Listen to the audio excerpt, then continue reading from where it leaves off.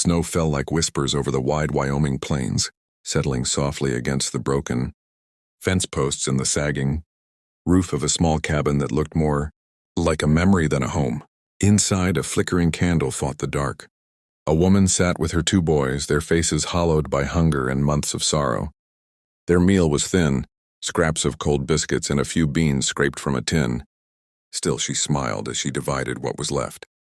"Eat slow," she whispered, "and thank the Lord for another day."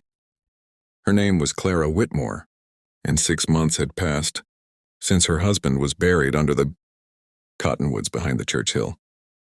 The world had been cruel ever since, landowners demanding payment, merchants turning her away, neighbors growing scarce. The prairie had a way of forgetting the weak. That night a knock came at the door, 3 hard raps that echoed like thunder. Her youngest boy froze, fork in midair. Clara rose, candle trembling in her hand. The door creaked open. A tall man stood in the falling snow, hat low, duster coat lined with frost. His eyes met hers, calm but piercing, like he'd seen too much of life and too little kindness. Elias Boone, the cowboy they called the Quiet Rider, a man who'd drifted through the valley since the war, fixing fences and chasing no man's favor. He said nothing at first, just looked at the meager meal on the table, the hollow cheeks of the boys, and the trembling hands of their mother. "Evenin', Miss Whitmore," he said finally, voice low and rough as gravel. "Mr. Boone," she replied, straightening her shoulders despite the shame creeping up her neck. "We've nothing to offer you, but—" He stopped her. "Didn't come for supper." The silence stretched long enough to hear the wind scrape the cabin walls. He stepped inside, shutting the cold out with one slow motion. His boots left a trail of snow on the floor. He took a long breath, scanning the dim room, the cracked stove, the patched quilts, the empty shelves. "You been living like this long?" he asked, voice quieter now. "Since spring," she said. "The crops failed, and folks don't hire widows for much out here." He took off his hat, ran a gloved hand through his hair, and exhaled. Then he said the words that made the candle flicker harder, as if even the flame was startled. "Get your things. You're coming home." Clara blinked. "I beg your pardon?" He looked her square in the eye. "This ain't living, Miss Whitmore. Ain't right. I got a ranch 2 valleys over. Been empty too long. You and the boys pack up. You're coming with me."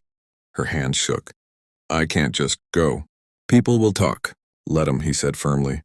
"Talk don't put food on the table." The boys looked up at him, eyes wide, hope slowly dawning like dawn over the hills. He turned to leave, pausing at the door. "I'll be back by sunrise. You be ready." And then he was gone, swallowed by the storm, leaving the words hanging in the air like a promise carved in iron.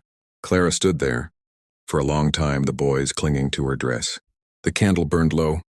Hope was a dangerous thing, but for the first time in months, it didn't feel like a stranger in that cabin. 1.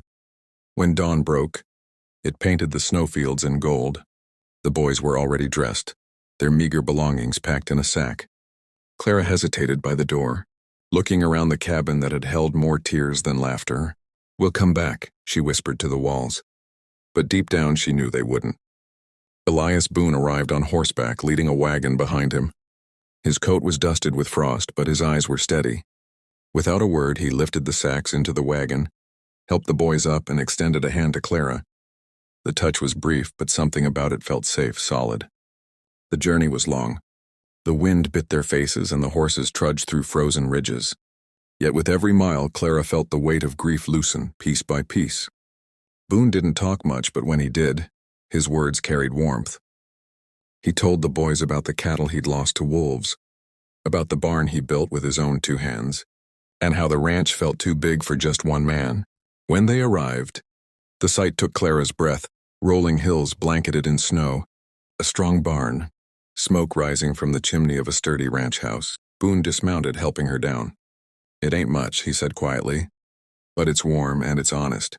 She looked around, tears glimmering in the cold light. "It's beautiful," she said. The days that followed turned into a quiet rhythm. Elias teaching the boys how to feed the horses. Clara cooking warm meals that filled the house with the smell of bread and stew. Laughter returned, soft at first, then louder. The ranch, once silent, now echoed with life. One night, as snow began to fall again, the boys sat by the fire. Boone stood at the window watching the storm roll in. Clara approached, her hands folded. You saved us, she said softly. He shook his head. No, ma'am. Just did what any man should do. You gave us a home, she whispered. He turned to her then, eyes glinting with something deeper than kindness. You made it one. Outside the wind howled, but inside the fire burned steady. And for the first time since her husband's passing, Clara felt something she thought she'd buried with him. Peace. Elias Boone never said much, but from that day on, whenever he saddled his horse at dawn, he always looked back at the porch where Clara stood, candlelight in her eyes, and thought to himself,